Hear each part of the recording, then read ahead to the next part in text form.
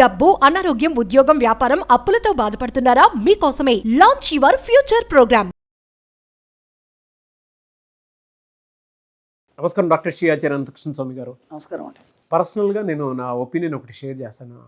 ఏ రోజు మనం జర్నీ అయితే స్టార్ట్ చేసామో ప్రతి ఒక్కరికి ఆ బ్లెస్సింగ్ దొరుకుతుందో లేదో తెలియదు, కానీ మీరు నేను జర్నీ స్టార్ట్ చేసినప్పటి నుంచి ఈ రోజు వరకు యూనివర్స్ అలా నడుపుకుంటూ వెళ్ళిపోతూ వచ్చింది. అది ఎక్కడ దాకానంటే గొప్ప గొప్ప వాళ్ళు ప్రశంసించేంత, అవకాశాలకు ఇచ్చేంత స్థాయికి వచ్చింది. మేబీ ఆ బాడీలో ప్రతి దాంట్లోనూ, నాకు మైండ్లో ప్రతి దాంట్లోనూ ఆ స్టేబుల్ మైండ్ సెట్ రావడానికి మాత్రం కారణం ఒకే ఒక సబ్జెక్ట్, మనీ మంత్ర అనే సబ్జెక్ట్. మీకు లైఫ్లో నేను ఎప్పటికీ రుణపడి ఉంటాను. నిజంగానే చెప్తాను. అంటే నేను ఓపెన్గా చెప్తున్నాను, మనీ మంత్ర అనే సబ్జెక్టు ఇవాళ మేబీ ఎవరికంటే ముందు అది పెద్దగా కనిపించకపోవచ్చేమో, యూట్యూబ్లో అదొక పెద్ద రివాల్యూషన్. చాలామంది వాళ్ళు మీరు గోవా వెళ్ళినా, దుబాయ్ వెళ్ళినా, ఇంకెక్కడికైనా వెళ్ళినా కూడా ఒక వ్యక్తి ఒక సెన్సేషన్లా మారడానికి కారణం ఏదైనా ఉంది అని అంటే దాన్ని ఎవరు ఒప్పుకోకపోయినా Anantakrishna Swami is the best narrator in money mantra subject, no doubt. అది నేను అడాప్ట్ చేసుకోవటం నాకు చాలా పెద్ద బ్లెస్సింగ్గా దొరికింది. నిజంగా థ్యాంక్స్ ఎ లాట్. ఎప్పటికీ నేను మీకు రుణపడి ఉంటాను ఆ సబ్జెక్ట్ పాయింట్ ఆఫ్ వ్యూ. ఈ వీడియోలో ఏం చెప్తున్నారు? నాగరాజు ఈ స్థాయికి ఎలా వచ్చాడు, అనంతకృష్ణ స్వామి ఈ స్థాయికి ఎలా వచ్చాడు, ఒక ప్రముఖుల్ని తీసుకొని కూడా వాళ్ళు ఆ స్థాయికి ఎలా వచ్చారు, దీని మీద సబ్జెక్ట్ మాట్లాడుకుందాం. అంటే అందరు రావాలి కదా, అందరు గొప్ప స్థాయికి రావాలి కదా. నేను ఎన్నోసార్లు చెప్పాను ఏంటంటే, మా గ్రూప్లో నేనేం చేస్తానంటే, క్లాస్కి వచ్చిన వాళ్ళకి గ్రూప్స్ ఉంటాయి కదా, గ్రూప్స్లో నేనేమంటానంటే మీ బర్త్డేని ఘనంగా చేసుకొని గ్రూప్లో పెట్టండి, అందరూ అభినందిస్తారు. ఓకేనా? అందరూ అభినందించినప్పుడు ఏమవుతుందంటే మీ సంపద, మీ యొక్క ఆయుష్కి ఎక్కువ పెరుగుతుంది. అలాగే ఆశీస్సులు, పెద్దవాళ్ళ ఆశీస్సులు తీసుకోవాలి. ఓకేనా? మనం ఆశీర్వాద పర్వం అని మనకు స్పెషల్ క్లాస్లో ఒక సబ్జెక్ట్ ఉంటుంది, అలాగే అభినందనల పర్వం అని ఒకటి ఉంటుంది. అర్థమైందా? ఇవన్నీ ఎందుకు అంటే మనం ఏదైతే ఇస్తామో అంతకు వేల రెట్లు మనకు తిరిగి రావడం అనేది జరుగుతుంది. ఒక వ్యక్తి మామూలుగా ఉన్నాడు, ఇప్పుడు నా లైఫే తీసుకుంటాను, ఒకసారి నా లైఫ్ గురించి కూడా చెప్తాను. మళ్ళీ ఏమీ లేదు, 2016 వరకు అనంతకృష్ణ స్వామి బయట ప్రపంచానికి తెలియదు. కాకపోతే అప్పుడు నా ప్రొఫెషన్ జ్యోతిష్యం, వాస్తు, మంత్రము, యంత్రము, తంత్రము, దాంట్లో చాలా దండిగా ఉండేది. మాకు కొన్ని గ్రూప్స్ ఉండేది, దాంట్లో తెలుసు, కానీ పబ్లిక్ అంతా బయటికి రాలేదు అప్పటికి. తర్వాత సబ్జెక్ట్ని కొత్తగా మారుద్దాం, అసలు ఈ సబ్జెక్ట్ కాకుండా కొత్తగా మారుద్దాం అని అనుకున్నప్పుడు, మన ఈ సబ్జెక్ట్ని నేను పరిశోధించినప్పుడు స్టార్టింగ్లో నాకేం తెలిసిందంటే, నువ్వు ఇప్పటిదాకా ఏదైతే ఇయ్యలేవో అది కోల్పోతావు అనే ఒక పాయింట్ తెలిసింది. ఏదైతే ఇయ్యలేదో అది కోల్పోతావు అంటే ఏమి ఇవ్వలేదు, నేను ఇప్పుడు ఏం కోల్పోయాను, డబ్బు లేదు నా దగ్గర, కాబట్టి నేను డబ్బుని ఇవ్వలేదు. అర్థమవుతుంది? డబ్బుని ఇస్తేనే డబ్బుని పొందుతాను అనే ఒక సూత్రం, అది మన సబ్జెక్ట్లో ఒక సూత్రం. సరే, నేను ఎవరు గుర్తించట్లేదు, ఎందుకు, నువ్వు ఎవరిని అభిషేకిస్తలేవు, అలాగే ఎవరిని నువ్వు అప్రిషియేట్ చేయట్లేదు, అందుకని నిన్నెవరు అప్రిషియేట్ చేయట్లేదు. అవును, అర్థమైందా? ఇట్లా ప్రతిదానికి ఒక లింక్ ఉంది మన సబ్జెక్ట్లో. అప్పటి నుంచి నేను ఏం చేశానంటే, ఇవ్వడం అంటే మనం ఏమనుకుంటామంటే, నేను గుడికి వెళ్ళాను, అక్కడ వాళ్ళు ఉన్నారు వాళ్ళకి ఇచ్చాను, ఓకేనా, లేదంటే నేను కారులో వెళ్తున్నాను అక్కడ ఎవరో ఉన్నారు అడిగారు ఇచ్చాను, ఎప్పుడో ఏదో టెంపుల్కి వెళ్ళాను అక్కడ చందా ఇచ్చాను, ఇలా కాదు. అది అందరూ ఇస్తారు కదా, అది లెక్కలో రాదు. అంటే నీకు వచ్చిన దాంట్లో నువ్వు ఎంత ఇవ్వగలుగుతున్నావు అనే దానికి మనం 10% అని చెప్పుకున్నాం మనం. సరే చూద్దామని చెప్పేసి ముందు నేనేం చేశానంటే, స్టార్టింగ్ ఇవ్వడం మొదలుపెట్టాను 10%. నాకు ఏ ఇన్కమ్ సోర్స్ వచ్చినా సరే దాంట్లో 10% ఇవ్వడం మొదలుపెట్టాను. మెల్లిగా ఎందుకో ఒక తెలియని ఆనందం అనేది స్టార్ట్ అయింది. ఫస్ట్ డబ్బు రావడం తర్వాత సంగతి, నాకే తెలియని ఒక అమ్మో నేను ఇచ్చే స్థాయికి వెళ్ళాను, నా ఇన్నర్ మైండ్ చెప్తుంది నేను ఇచ్చే స్థాయికి వెళ్ళాను. దాంతో నేను చెప్తుందంటే, ఎప్పుడైతే నువ్వు ఇచ్చే స్థాయికి వెళ్ళావో నువ్వు ధనవంతుడివి, ఆ వాయిస్ వినిపిస్తుంది. మెల్లిగా స్టార్ట్ అయిపోయింది. ఆ తర్వాత ఏం చేశాను, కృతజ్ఞతల పర్వం అని ఉంటుంది మనకు స్పెషల్ క్లాస్లో. ప్రతిదానికి మనం కృతజ్ఞత చెప్పి ఉండడం వల్ల అవి మనకు ఎంతో మేలు చేస్తాయి. అప్పుడు నేను మన క్లాస్లో చెప్తాను, కృతజ్ఞతలు వేటికి చెప్పాలి, మీరు చేసే పనిముట్లకు కానీ, యంత్రాలకు కానీ, దేనికైనా చెప్పండి. చాలామంది కూడా ఎప్పుడైనా ఇబ్బంది పెడుతుంది, ఏదైనా ఒక మిషనరీ ఇబ్బంది పెడుతుంది, దాంతో మాట్లాడాలి మనం. ఏ మిత్రమా, ఏమైంది నీకు, బాగానే ఉన్నావుగా, నువ్వు ఇలా ఇబ్బంది పెడితే నాకు ఎలా అవుతుంది పని, ప్లీజ్ అలా మొరాయించకే అన్నాం అనుకో, ఆ వాయిస్ ఉంటుంది, అది ఆ వైబ్రేషన్ దానికి తాకుతాయి, తర్వాత బాగా పనిచేస్తుంది అది. ఇలాంటివి చెప్తే స్టార్టింగ్లో హాస్యాస్పదంగా ఉంటాయి మనం వినడానికి. అదేంటి మిషన్తో మాట్లాడతాడు ఎవరన్నా అంటారు కదా. అవును. ఇలా చిన్న ఏం చేసినా అంటే తన జీవితంలో ఎన్నో మార్పులు తీసుకొచ్చాయి. అలా నేను ఒక్కొక్కటిగా ప్రయత్నం చేస్తూ నా జీవితంలో తెచ్చుకున్న మార్పుల్ని మన సబ్జెక్ట్లో మనం ఇంట్రడక్షన్ చేసాం. అంతే సింపుల్గా. అదేం పెద్ద కష్టమైన పని కాదు, దాని పెద్ద సాధన అవసరం లేదు. కాబట్టి మీరు ఎంతోమంది ప్రశంసిస్తారు, ఇక్కడనే కాను బయట కానీ ఎంతోమంది ప్రశంసిస్తారు. కాబట్టి అంత గొప్ప ప్రశంసలు మీకు అందుతాయి. ఎంతోమందిని అభినందిస్తారు, అంత గొప్ప అభినందనలు మీకు అందుతాయి. అంటే నువ్వు ఏదైతే ఇస్తావో అంత రెట్టింపు నీకు ఇవ్వడం అనేది జరుగుతుంది.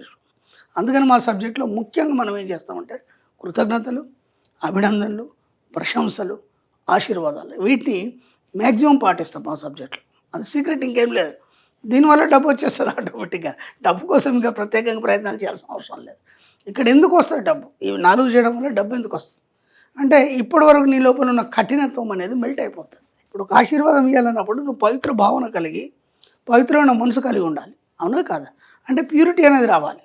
ఏదో నువ్వు తిట్టుకుంటే ఆశీర్వాదం ఇవ్వలేదు కదా. అవునా కదా? ఇప్పుడు కొందరు ఉంటారు పిల్లల్ని తిడతారు, అది ఆశీర్వాదం అనుకుంటారు కానీ అది తిట్ల రూపంలో ఉంటుంది. అది కాదు కదా. ప్రేమతోని ఒరే నాన్న అన్నప్పుడు వాడు ఎంత పొంగిపోతాడు, ఒరే అన్నప్పుడు ఎంత భయపడతాడు వాడు. దాంట్లోనే చిన్న తేడా ఉంది. ఆ వేరియేషన్ గమనిస్తూ వాళ్ళని ఆశీర్వదించడంలో వాళ్ళ జీవితం ఇంకా ఉన్నత స్థాయికి వెళ్తుంది.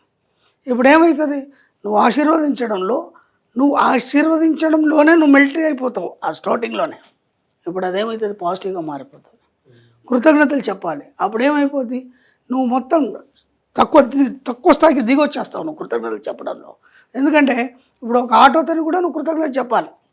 ఆటో దిగ్గానే కృతజ్ఞతలు చెప్పాలి. ఎవరో నీకు హెల్ప్ చేస్తారు, రోడ్డు మీద పోతుంటే ఏదో పెన్ను పడిపోయింది, బుక్ పడిపోయింది అన్నమ్మకరు ఎవరో తెలియదు, నీకు తీసి వచ్చి ఇచ్చారు థ్యాంక్స్ అని చెప్తావు, వాళ్ళు ఎవరో తెలియదు. అప్పుడు ఏమైపోయింది, నువ్వు ఆ స్థాయి దిగినావు అంటే నీ లోపల ఉన్న అహంకారం, ఈర్ష్య ఇవన్నీ ఎప్పుడైతే తగ్గుతాయో అప్పుడు నువ్వు అంత గొప్ప స్థాయికి వెళ్ళిపోతావు. అదే జరిగింది మీ విషయంలో, నా విషయంలో. సమాజానికి కూడా మనం అదే నేర్పించాము, అంతకంటే నేర్పలేదు. ఈ 4 ఖచ్చితంగా పాటించమని నేర్పాము. ఫస్ట్ పంచదానాలు చెప్పాము, కృతజ్ఞతలు చెప్పాము, ఆశీర్వాదాలు చెప్పాము, ఆశీస్సులు చెప్పాము, అభినందనలు చెప్పాము. దాంతో ఏ వ్యక్తి అయినా ఎదుగుతాడు కదా. మన జీవితం పట్ల కూడా అదే పని చేసింది. మనం ఎదిగాం, సమాజం ఎదిగింది, అందరూ ఎదుగుతున్నారు, అందరూ ఉన్నత స్థాయికి వెళ్తారు. ఇక నుంచి అయినా కనీసం ఈ వీడియో చూసినాకైనా ఈ 4 అందరూ పాటించండి, మీరు అంత గొప్ప స్థాయికి వెళ్ళిపోతారు. చిన్న చిట్కాలు అంతే. కానీ నేను చాలామందికి ఏ రోజు మీ గురించి నేను ఒక ఫీడ్బ్యాక్ చెప్పలేదు, కానీ ఈ రోజు చెప్తున్నాను. అనంతకృష్ణ స్వామి అనే వ్యక్తి నేను కూర్చొని వీడియో స్టార్ట్ చేసేటప్పుడు ఇది ఇంత పెద్దది అవుతుందా అని అంటే అవుతుందనేటువంటి ఆలోచన ఉంది, కానీ ఇది ఇంత దూరం వస్తుంది అనేటువంటి ఆలోచన అయితే నాకు లేదు. అవుతుందని మాత్రం ఒక ఐడియా ఉంది కొంతవరకు. అంటే నేను మనిషిని వెంటనే సెన్స్ చేయగలుగుతాను. ఆ రోజుల్లో నాకు దొరికిన ఆయుధాలు ఏమైనా ఉన్నాయి అని అంటే 10 ఆయుధాల్లో అనంతకృష్ణ స్వామి అనేటువంటి ఒక పాజిటివ్ ఆయుధం, జీవితాన్ని పదునైన ఆయుధం ఆ జీవితంలో ఎక్కడ దాకా తీసుకువెళ్ళిందని అంటే ఆడియన్స్ బ్లెస్సింగ్స్ దగ్గర నుంచి, మీ బ్లెస్సింగ్స్ దగ్గర నుంచి ప్రశంసల వరకు నన్ను తీసుకురావడానికి ఆ ప్రయాణానికి కారణం అయ్యేలా చేశాయి. అలాంటి ఫీడ్బ్యాక్ నేను మీకు బలంగా ఇవ్వగలుగుతాను. ఎందుకు అని అంటే చాలామందితో వర్క్ చేస్తాం గురూజీ, నేను మామూలుగా చెప్తున్నాను. ఈ రోజు వరకు నాకు రైట్ టైంలో రైట్ ఏజ్లో మీలాంటి గురువులు ఈ ప్రొఫెషన్లో నేను ఆ జర్నీ చేసేటప్పుడు దొరికారు కాబట్టి ఇవాళ మనం కూర్చొని ఇలా మాట్లాడుకోగలుగుతాము. ఎందుకనంటే ఒక సక్సెస్ని హ్యాండిల్ చేయటం ఎలాగా, లేదంటే ఒక పాజిటివ్ మెంటాలిటీని అడాప్ట్ చేసుకోవటం ఎలాగా, లేదంటే కొన్ని విషయాలు నెగిటివ్ని పక్కన పెట్టేసి అందులో ఎలా పాజిటివ్ని చూడాలి. అంటే మనం కొంతమందిలో ఎలా చూస్తామనంటే ఒకళ్ళనే బెస్ట్గా చూస్తాము, వాళ్ళు పర్ఫార్మెన్స్ వైజ్ వాళ్ళు బెస్ట్ అయ్యి ఉండొచ్చు, పక్కన వాళ్ళు కూడా ఎలా చూడాలి అనేటువంటి ఇంకొక మార్గాన్ని, అంటే ఇంకొక కోణాన్ని కూర్చోబెట్టి చెప్పినటువంటి సందర్భాలు కోకొల్లు ఉన్నాయి. అవన్నీ నేను సబ్జెక్ట్లో నేర్చుకున్నాను. అది ఓన్లీ అనంతకృష్ణ స్వామి గారి దగ్గర నుంచి నేను తీసుకున్న blessings. At the same time ఆ గురువుల బ్లెస్సింగ్స్ కాపాడుతాయనంటే ఈ కాంబోనే బెస్ట్ ఎగ్జాంపుల్ అని చెప్పొచ్చు. ఇంకా అందులో డౌటే లేదు అసలు. చాలే ఇంకా పోవడం లేదండి. ఎందుకు పదునైన ఆయుధం అన్నానంటే మనం ఎంచుకున్న సబ్జెక్ట్ డబ్బు కాబట్టి చాలా పదునైన. ఒకటి ఇప్పుడు మీరు ఇంతగాని చెప్పారు కాబట్టి నేను కొంచెం చెప్తాను. మనమే పోడుకోవడం అయిపోతుంది, కానీ వాస్తవాలు చెప్పుకోండి. మీరు వాస్తవాలు చెప్పండి, నేను వాస్తవం. ఆన్ స్క్రీన్లో మనం ఇంత ఇదిగా ఉన్నా ఆఫ్ స్క్రీన్లో కూడా నేను ఒక మిమ్మల్ని బ్రదర్గా భావించి ఎన్నో విషయాల్లో నేను సూచనలు ఇవ్వడం జరిగింది. ఆ సూచనలు ఇవ్వడంలో నేను కొద్దిగా కటువుగా ప్రవర్తించినా సరే మీరు దాన్ని ఒబే చేశారు, అక్కడ మీరు సక్సెస్ అయ్యారు. నేను ఇలా చెప్తున్నాడు అనుకోలేదు. అరే నా కోసం చెప్తున్నారు కదా, కరెక్టే కదా, దీన్ని మార్చుకుంటే బాగుంటుంది కదా.